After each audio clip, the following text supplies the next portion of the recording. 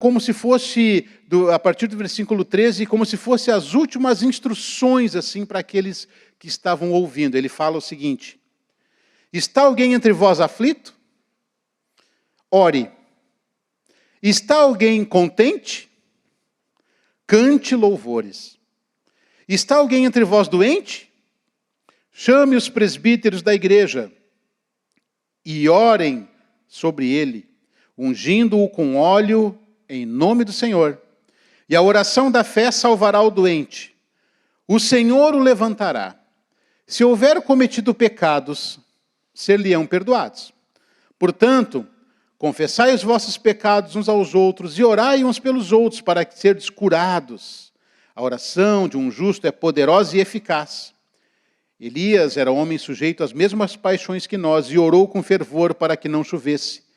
E durante 3 anos e 6 meses não choveu sobre a terra. E orou outra vez e o céu deu chuva e a terra produziu seu fruto. Meus irmãos, se alguém dentre vós se desviar da verdade e alguém o converter, sabei que aquele que fizer converter um pecador do erro do seu caminho, salvará da morte uma alma e cobrirá uma multidão de pecados. Amém. Então aqui ele finaliza essa carta com instruções bem específicas, né? E vamos analisar um pouco então esses 3 grupos de assuntos aqui que Tiago aborda, começando pelo capítulo 5, do 1 ao 6, onde ele fala sobre a questão da riqueza. Isso é muito interessante, porque essa carta ela foi escrita aos judeus que estavam dispersos, àqueles que estavam sendo perseguidos. Então, ela foi destinada a um tipo de pessoa que estava sofrendo perseguição por causa da sua fé. As pessoas que se convertiam eram perseguidas, eram presas, eram muitas vezes mortas, martirizadas, mas mesmo assim, essa palavra ela é tão poderosa e essa verdade ela é tão densa que mesmo debaixo de perseguição e mesmo debaixo de opressão, a igreja crescia. As pessoas ainda entregavam o coração a Deus, as pessoas ainda se arrependiam de seus pecados. Por quê? Porque quem convence o homem do pecado, da justiça e do juízo é o Espírito Santo.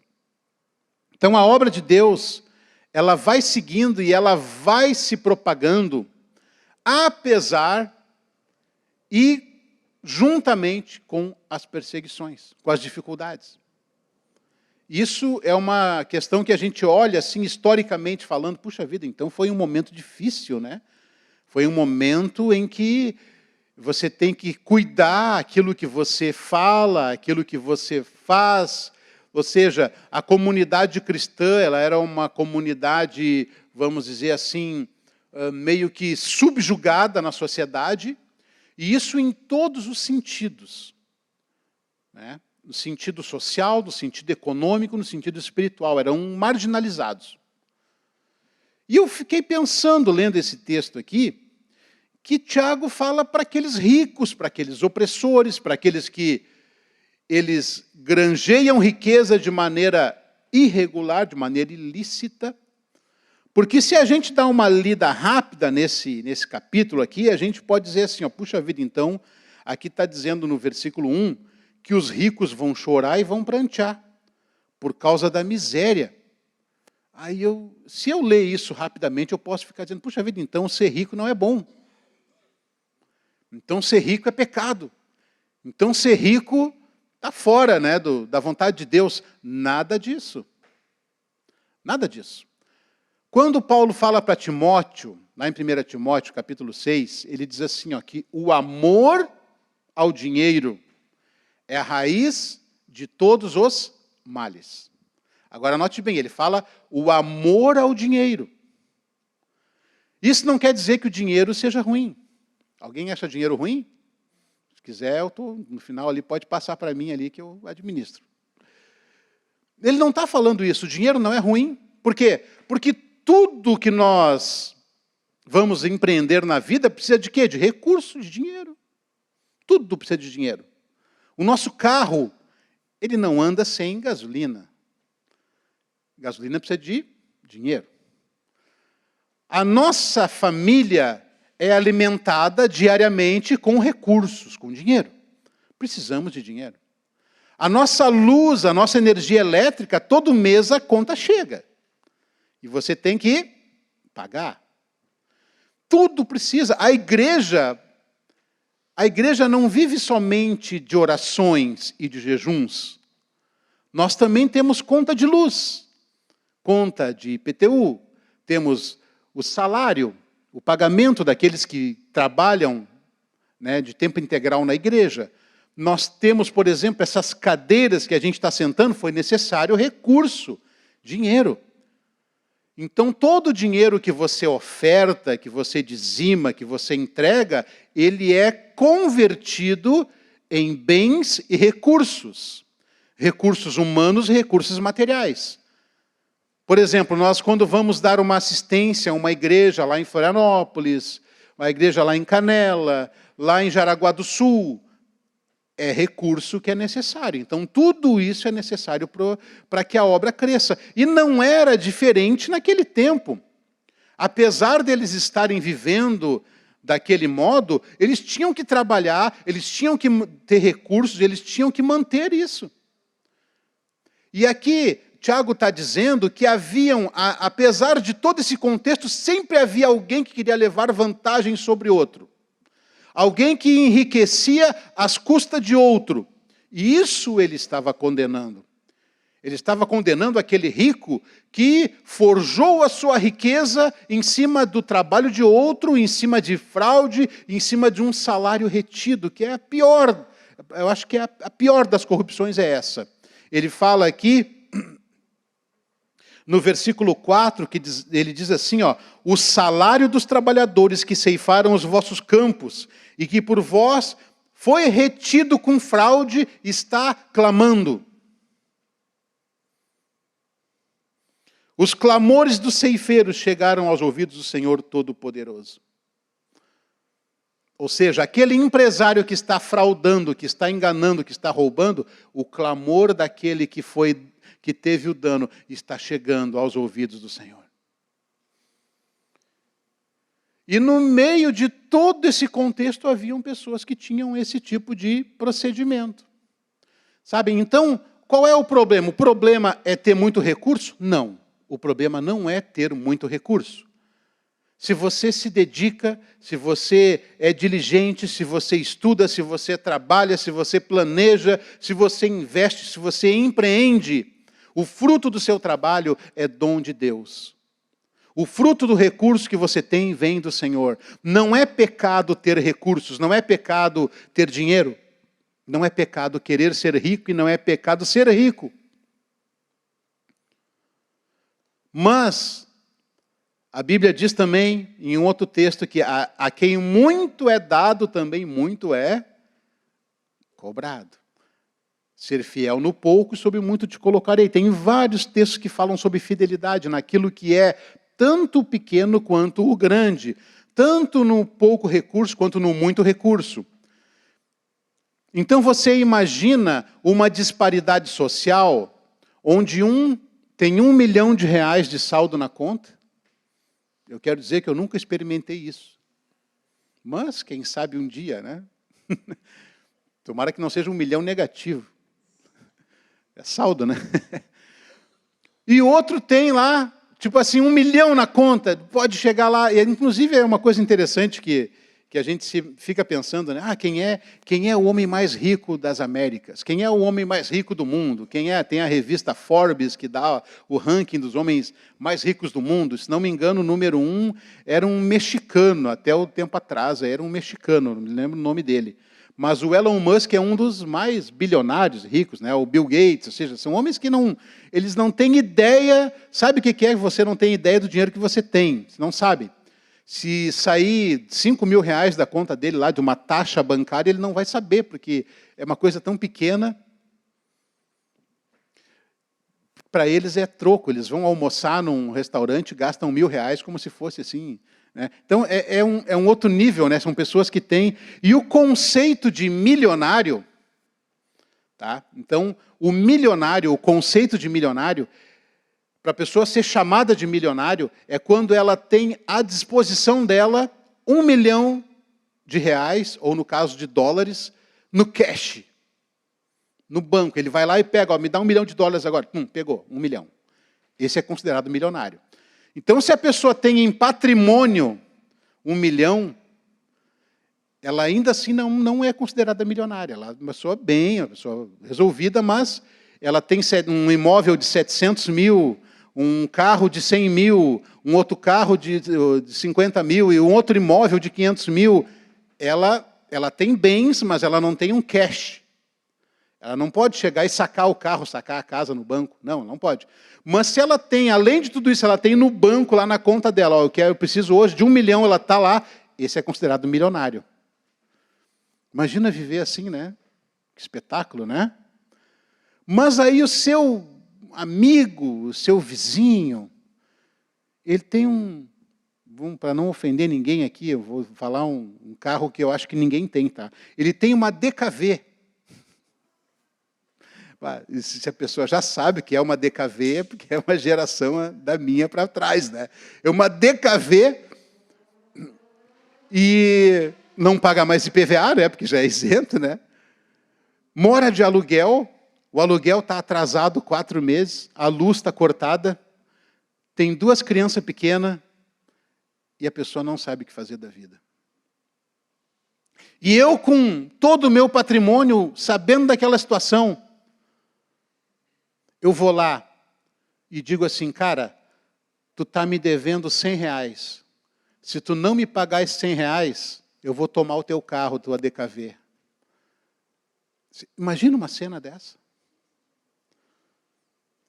Isso é o que ele está tratando aqui. É uma riqueza opressora. Uma riqueza que oprime, que humilha e que, sabe, que bota a pessoa cada vez mais para baixo. É disso que ele está falando. Ele está falando que esse clamor dessa pessoa, imagina a pessoa já está com dificuldades, já está passando por provações, chega alguém lá e ainda cobra, e a pessoa se sente mais humilhada ainda. Esse clamor chegou ao Senhor. Porque o que seria o correto, o justo? Puxa vida, cara, olha, está me devendo 100, esquece, não me deve mais. Me dá aqui tua conta de luz, quanto é que está devendo de aluguel. Pô, a pessoa tem, não vai fazer diferença nenhuma, vai lá e coloca. Isso se chama misericórdia e se chama justiça social. É diminuir a diferença, porque não pode uma pessoa ter tanto e outra pessoa está carecendo. E a Bíblia fala que se alguém ver alguém com necessidade, a Bíblia fala, se tu ver alguém com necessidade, e tu tem recursos dessa terra para sanar a necessidade, e mesmo assim não sanar essa necessidade, como pode o amor de Deus estar no coração dessa pessoa? Então eu estou vendo alguém passando fome, alguém passando necessidade, digo, meu querido, vai na paz, o Senhor te abençoe, vai lá, e ora pela pessoa, e manda embora, e não ajuda, não é justiça. Então o problema não é o ter, o problema não é mas é que o coração do homem é corrupto, o coração do homem quer cada vez mais, o coração do homem não se sacia, o coração do homem sem Deus, ele é insaciável. Se ele tem um carro, ele está sempre querendo um mais novo. E o pior ainda, além da pessoa ter no coração esse desejo incontrolável, tem algo também que às vezes corrói o coração, que é a inveja e a comparação. Quando ele fala aqui que os tesouros deles estão enferrujados, deixa eu achar o versículo aqui, no versículo 3, o vosso ouro e a vossa prata se enferrujaram. A sua ferrugem dará testemunho contra vós. Sabe o que esse texto ele fala para nós? O ouro e a prata, isso aqui ele está usando uma figura, sabe? Porque o ouro e a prata eles não oxidam. Eles não sofrem oxidação, principalmente o ouro. O ouro não sofre oxidação. E a prata pura também não oxida. As mulheres que são mais apegadas a isso, quando tem uma joia de prata, né? De prata mesmo, ou de ouro, por que as mulheres preferem? Porque não enferruja. Eu comprei fui fazer uma surpresa para minha filha, comprei um negocinho da Shein lá, muito bonitinho na foto, né? Um colarzinho todo brilhosinho, parecia de ouro, e ela ficou, olha só, brilhava aquilo. Não deu 2 dias, estava preto. Ferrujou tudo. Por quê? Porque material, né, de 5ª categoria, né? Bijuteria, como se diz, né? A bijuteria ela é uma coisa fútil, né? Mas o diamante, o ouro, a prata, não se corroem. Então, por que ele está dizendo que as riquezas se enferrujaram? Porque a oxidação é um processo de corrupção. O material oxidado é um material corrompido. Então, quando a oxidação ela chega num material, num ferro, ele vai corroendo e aquele material vai perdendo a essência e vai enfraquecendo. Então, o que ele está dizendo ali? Esse desejo e esse amor pelo dinheiro vai corrompendo o coração do homem. E vai destruindo, vai comendo, é como um câncer que vai corroendo por dentro o coração da pessoa. E esse apego às riquezas é muito, muito danoso. Muito. Quando tu olha para um irmão e diz assim, o irmão comprou um carro novo. Puxa, que carrão, hein? E a pessoa, por isso que tem uns que são mais, né, estou falando de gente que não conhece a Deus, tá? Aí põe uma folha de arruda no carro para tirar o olho grande. Ou então, outros que são mais espirituais pedem para o pastor ir lá ungir o carro. Isso é o pior, né? Ungir o carro. Um dia o irmão perguntou para mim assim, pastor, tu pode ungir meu carro? Eu digo, claro, qual é a enfermidade que teu carro tem? Como assim, pastor? Não, é que a Bíblia fala, né, lá em Tiago, que você chama os presbíteros e ora com óleo para aquele que está enfermo, queria saber qual é a enfermidade do teu carro, né? Ah, não, mas... Não, porque, tu quer mesmo que eu ore para consagrar? Porque a única figura que nós entendemos de objetos que a gente ora são objetos consagrados no Antigo Testamento ao uso do templo. Tu quer consagrar teu carro? Só que daí o que acontece? Teu carro vai ter que ser usado só para a obra de Deus, não vai ser mais teu. Tu quer consagrar teu carro? Ah, não, deixa assim. Então as pessoas têm uma ideia, sabe? Eu gosto muito de uma comparação que um pastor amigo nosso, Paulo Júnior, fala, que as pessoas querem segurança ou proteção. O que as pessoas procuram? Segurança ou proteção? Cristo, quando estava na cruz, ele tinha segurança ou proteção? Porque se ele tivesse proteção, ele mesmo disse, olha, eu clamava ao Pai, agora vinha um exército de anjos aqui e acabava com tudo. Mas não. Segurança não é sinônimo de proteção. A segurança, ela te dá certeza do teu propósito, do teu destino. Jesus sabia que mesmo que ele fosse crucificado, o Pai o ressuscitaria. Ele cumpriria o propósito, mesmo passando por sofrimento. A proteção, a pessoa acha que ela pode estar livre de tudo. Não, tipo assim, ela sai de carro e o sinal estão tudo aberto. Não pega nem sinal vermelho. Gripe, então, não pega nada. Ou seja, a pessoa de proteção é como se fala lá nas outras religiões, é o corpo fechado. Eu não sei como é que é essa história de corpo fechado, porque deve morrer intoxicado, né? Porque o corpo fechado não entra nada e não sai nada, né? Então, intoxica. Mas, sabe aquela ideia de proteção? Uma ideia de cuida-te a ti mesmo, poupa-te a ti mesmo, salva-te a ti mesmo. Essa é uma ideia de anticristo. Porque Cristo veio para ter segurança sabendo que ele pode se doar totalmente. A segurança faz com que eu oferte na vida de um irmão que está precisando, porque eu sei que Deus pode mandar mais recursos. Eu sei que Deus manda recurso. E se Deus manda recurso é para a gente distribuir, é para a gente abençoar. Então, até aconselho que, se você puder, leia a biografia de George Miller. Foi um homem que ele não pedia nada para ninguém, a não ser para Deus. E tudo o que ele recebia, ele investia numa obra de orfanato. É chamado pelos teólogos modernos como um dos heróis da fé. Porque ele tinha um orfanato com mais de 1000 crianças e somente com obras e recursos que o Senhor enviava através de pessoas que enviavam o recurso ali. E ele orava a Deus e Deus enviava. Muito interessante isso. Mas então, quando ele fala aqui sobre a corrupção, voltando aqui ao texto, quando ele fala que a ferrugem está corroendo a riqueza, é por causa disso, é por causa dessa corrupção. Sabe? Dessa comparação, dessa inveja que muitas vezes a pessoa tem. E quantas vezes a pessoa faz compras por impulso, sabe? Por ganância, por vários motivos, mas ela compra porque é uma questão até... E o pessoal do marketing de vendas descobriram isso.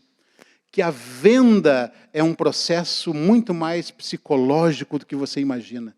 Quando você entra num shopping, até em um supermercado, a disposição dos materiais, as ofertas que se fazem, as cores que utilizam, tudo isso é pensado para que você consuma. Um dia eu cheguei no supermercado, olha só, aqui no Bourbon, aqui no Bourbon Country, e tinha uma oferta lá. Molho de tomate, compre 13 e pague não sei quanto por... Eu digo, molho de tomate, vamos lá. Peguei, botei no carrinho, nem pensei, mas a oferta era boa, o preço era bom, vamos lá. Era aquele gatilho na hora, botei lá. Quando eu cheguei em casa, eu tinha esquecido que eu já tinha comprado a mesma oferta, ficou lá um monte de molho de tomate. Por quê? Porque na hora ali, tá barata a oferta, vamos lá. E muitas coisas são assim. Na mente da pessoa, tudo a cor que é utilizada. Você sabia que a cor que dá fome, que desperta fome na pessoa, é a cor amarela? E a vermelha? Aí você olha assim, puxa vida, a maioria das lanchonetes, das redes de fast food, tudo tem essas cores aí, né? Para quê? Para despertar a fome. É tudo neurolinguística, é tudo, sabe, é tudo PNL. Para que a pessoa entre. Então, o consumismo é grande. Então, tudo pode começar. A partir agora de agosto, você vai começar a ouvir propagandas e peças de marketing já projetando o quê? Final do ano. Aquela musiquinha. Você vai ouvir bastante. Por quê? Para lhe preparar por causa do Natal. Para que você vá preparando o seu bolso para comprar presentes, para gastar. Ou seja, vai gastando.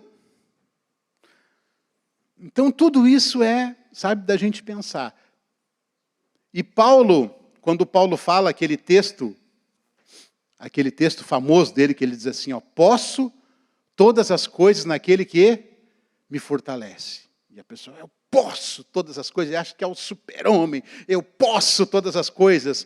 Mas se você ler o contexto disso que ele está dizendo, Paulo diz assim, eu aprendi a viver contente, tanto na fartura quanto na escassez. Então ele pode todas as coisas, por quê? Porque ele pode tanto ter quanto não ter.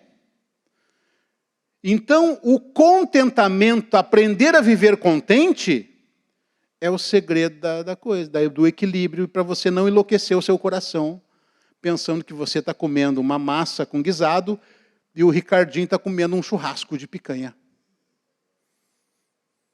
E não me convidou. Graças a Deus pela massa. Graças a Deus por tudo isso. Sabe? Graças a Deus que você tem um café da manhã, porque muitas pessoas acordam sem ter o que comer. Muitas pessoas nem acordam, porque nem dormiram à noite.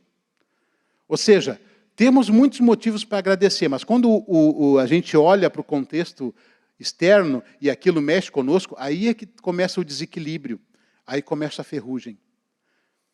E isso acontecia já naquele tempo, acontecia com esses irmãos, acontecia com esse grupo de pessoas, apesar da perseguição, tinha gente ainda que se favorecia dos outros. Incrível, mas tinha. E aí ele entra já num assunto, a partir do versículo 7, ele dá algumas dicas ainda, porque tudo está linkado, tudo está ligado. Ele fala sobre fé e obras, sobre a questão do ser não somente ouvinte, mas praticante, ou seja, praticar a palavra de Deus. E ele começa falando assim, ó, sede, pois, irmãos, aí já está falando já num assunto muito mais, vamos dizer assim, mais edificante para eles, no coração deles, para fortalecer a fé deles. Ele diz assim, ó, sede, pois, irmãos, pacientes até a vinda do Senhor. Vede que o lavrador espera o precioso fruto da terra, aguardando com paciência até receber as primeiras e as últimas chuvas. Em outra tradução diz a temporã e a serôdia, que eram as primeiras e as últimas chuvas. Sede, pois, também pacientes, e fortalecei os vossos corações, porque a vinda do Senhor está próxima. Que mensagem é essa de Tiago? Ele está dizendo, ó, sejam pacientes. O lavrador, ele planta, e é interessante que naquela região existiam as primeiras e as últimas chuvas, a temporã e a serôdia, que era o tempo de plantio, era bem determinado. Era o tempo de plantar e o tempo de colher, as primeiras e as últimas chuvas. Então o lavrador, ele plantava e ele tinha que esperar o momento de colher. E ele está dizendo assim, ó, vocês têm que ter essa mesma paciência. Vocês têm que saber que tudo tem um tempo determinado. Vocês têm que saber que nada acontece de um dia para a noite. Vocês têm que ter essa paciência, sabendo que tudo que você planta, você vai ter daqui a um tempo uma colheita. Mas você tem que ter um tempo de espera, um tempo de maturação, um tempo de consolidação no seu coração para que essas promessas se cumpram, para que esse fruto ele venha e seja visível. E ele está dizendo assim, ó, porque a vinda do Senhor está próxima. Interessante isso, porque esse texto foi escrito há mais de 2000 anos, ou há quase 2000 anos. Mas nós sabemos que a vinda do Senhor está próxima. A cada dia está mais próxima, pelo menos.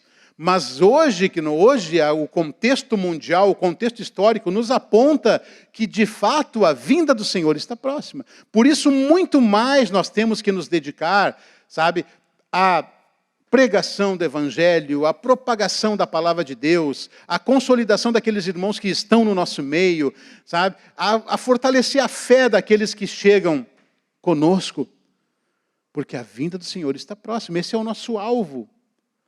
Mas também temos que ter paciência para isso. Temos que ter paciência.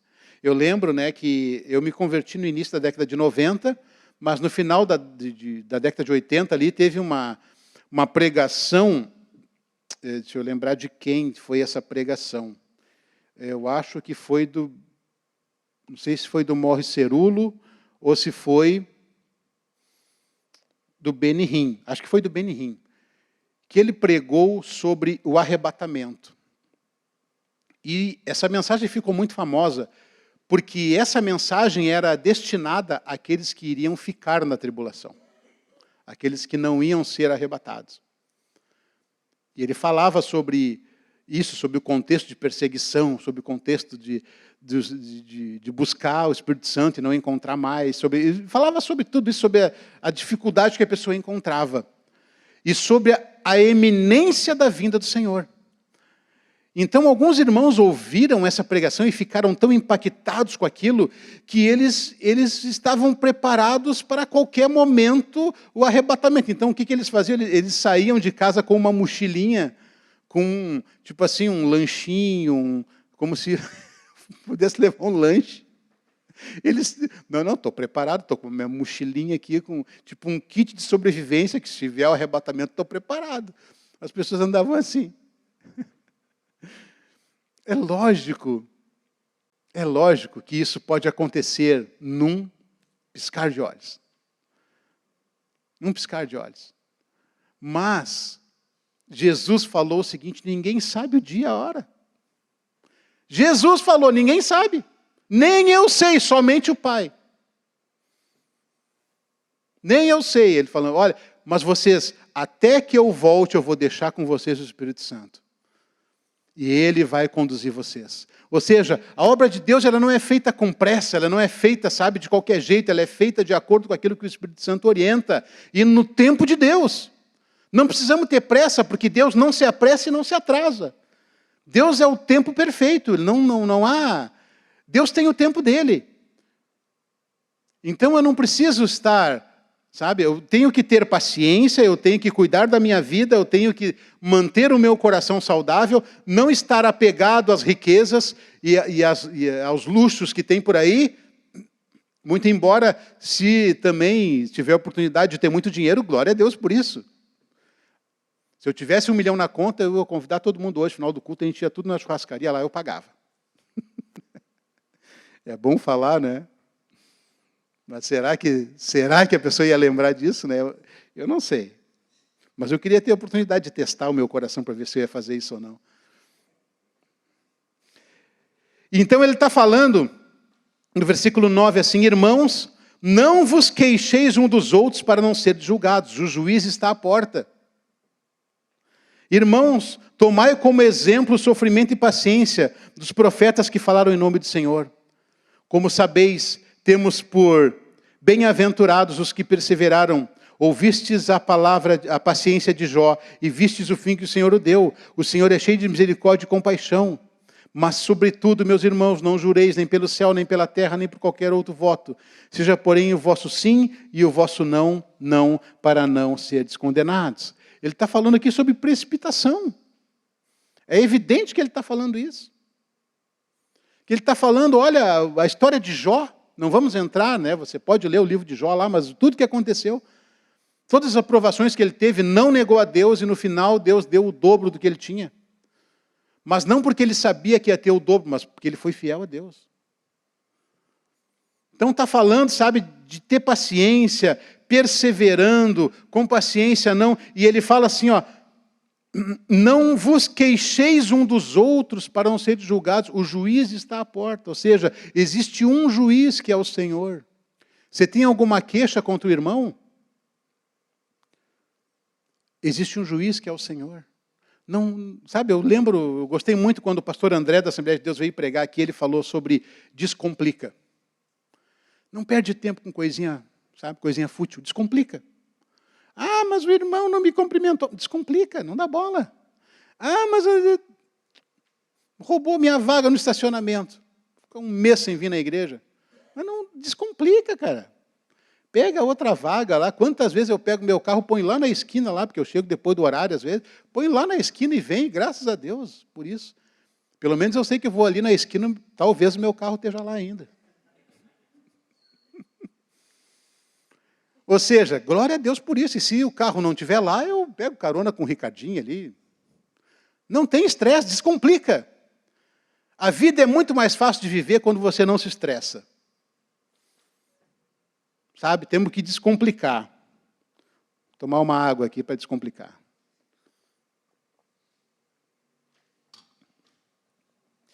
E aí, no final, também estamos chegando no final aqui, tá? Ele fala sobre a oração da fé, a partir do versículo 13, ele diz assim, está alguém entre vós aflito? Ore. Está alguém contente? Cante louvores. Por isso que o pessoal do louvor está sempre contente. Cante louvores. Cante louvores. Está alguém entre vós doente? Chame os presbíteros da igreja e orem por ele, ungindo com óleo em nome do Senhor. E a oração da fé salvará o doente. E o Senhor o levantará, e se houver cometido pecado, serão perdoados. Ou seja, a oração da fé. Ele salva, levanta. Se houver cometido pecado, serão perdoados. Ou seja, aqui ele está falando especificamente sobre, sabe, a intercessão, a oração que é feita em conjunto, a oração que é feita pela igreja. E ele fala que, no versículo 16, confessai os vossos pecados uns aos outros e orai uns pelos outros para seres curados. A oração do justo é poderosa e eficaz. Então, queridos, a confissão do pecado, a oração, isso faz parte, porque ali está a cura. Mas tome muito cuidado para quem você vai abrir. Muito cuidado. Confessar uns aos outros não quer dizer que você sai falando tudo para todo mundo, não. Quer dizer que você vai ter oportunidade de conversar com alguém maduro na fé, com alguém que vai entender sua situação, com alguém que vai ministrar com você os princípios do Senhor e vai orar com você para que você seja curado. Porque a confissão do pecado, ele não traz somente a absolvição, ele traz a cura. Ele cura o coração, ele aquieta a alma, ele nos sara. Então, esse princípio de confessar uns aos outros, isso é importante. Você ter alguém eleito por Deus, alguém que Deus colocou na sua vida, para que você abra o seu coração, para que você abra as suas dificuldades. E para que você seja curado. Isso é importante, você saber para quem você abre. Não vai fazer que nem a história que tem de três irmãos que resolveram abrir uma igreja, tiveram um revelamento, e vamos abrir uma igreja, vamos. Primeira reunião. Tá, para abrir a igreja nós vamos ter que primeiro confessar os pecados, tá bom. Aí o primeiro disse assim, cara, eu tenho dificuldade aí, eu luto aí contra pornografia, eu ainda vou aí nas baladas, bebo todas, e eu não sei, mas eu queria confessar isso para vocês aí, meu fraco é esse. E o outro disse assim, eu também, eu jogo aí, eu vou nos carteados de noite, passo a noite, madrugada jogando, bebendo, eu gasto meu dinheiro lá, misericórdia, né? E o último disse assim, eu quero dizer para vocês que o meu problema é a língua, eu sou um fofoqueiro. Eu já estou louco para contar para todo mundo. Acabou a igreja na primeira reunião. Então, é a importância de você conhecer bem para quem você vai falar as coisas. Interessante, né? E ele fala aqui assim, no versículo 17, ele está dizendo, Elias era homem sujeito às mesmas paixões que nós, e orou com fervor para que não chovesse.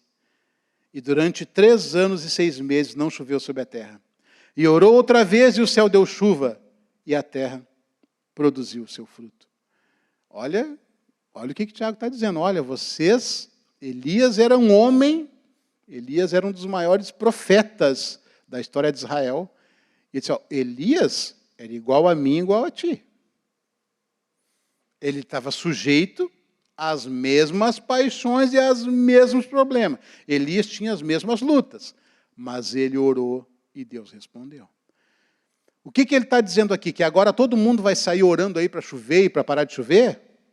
Ia dar problema, né? Porque se eu orasse para chover, e eu tinha certeza que Deus ia parar de chover, e o Eliezer orasse para não chover, e ele também tinha certeza, e agora? Deus ia ficar assim, ia ter uma nuvem para cada um? Ia ser assim? Não, né? Evidentemente que ele está falando do potencial da oração. Elias fez aquilo movido por uma direção de Deus, uma palavra de Deus, num contexto bem específico. Não quer dizer agora que a gente vai orar e pronto, vai abrir o tempo, embora pode acontecer, viu? Não menospreze também. Mas não pode sair por aí vendendo agora. Você vai lá para o interior, os agricultores estão com problema de seca. Me dê 100 mil cada um, eu vou orar e vai chover. Não é assim. Mas as pessoas logo pensam nisso, né? Que nem a oração, por exemplo, que ele fala da oração da fé, para ir lá, para orar pelo enfermo. Então, aquela grande questão, né? Será que todo mundo que a gente ora é curado? Todo mundo é curado? Bom, se isso acontecesse, primeiro que ninguém ia morrer. Ninguém ia morrer. Pelo menos não de doença, né? Por quê? Porque, orou, é curado, pronto. Não, queridos, não é assim. Existe um propósito de Deus por trás de todas as coisas. Assim como existe também um tempo determinado. Um dia nós vamos partir, nós vamos bater as botas, como diz, né? nós vamos morrer. Daqui a 100 anos não vai ter ninguém aqui. Nossos netos, nossos bisnetos vão estar aqui, mas nós vamos estar com o Senhor. Então vai ter um momento, o próprio profeta Elias, ele foi arrebatado num redemoinho, né? Esse aí não passou por doença, ele foi, sabe, arrebatado por Deus. Mas o sucessor dele, que foi Eliseu, morreu de doença. E mesmo depois que ele morreu, ainda fez um milagre. Porque jogaram um soldado morto lá em cima do cadáver dele, dos ossos dele, quando o soldado bateu nos ossos dele, ressuscitou.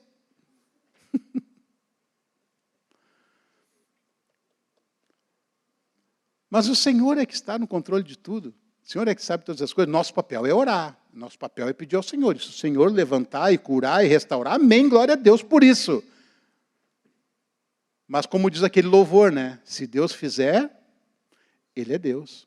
Se não fizer, Ele é Deus, continua sendo Deus.